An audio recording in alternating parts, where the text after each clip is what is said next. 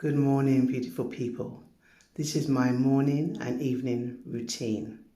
Just like when you clean your teeth, you use a brush. Well, I use this brush. Press the button and for 60 seconds, I brush my face.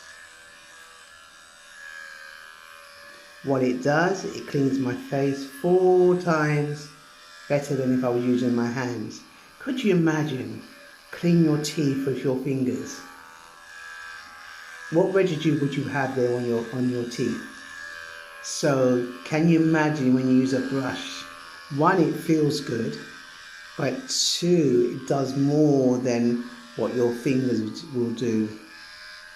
Yeah. And also, when you're putting your hand on your face and you've got your nails, and whether it's long or extensions or whatever, sometimes you end up scratching your face.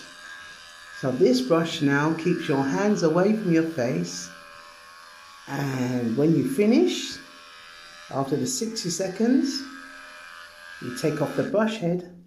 That's finished. You take off this brush head, you wash it, get ready for the next time.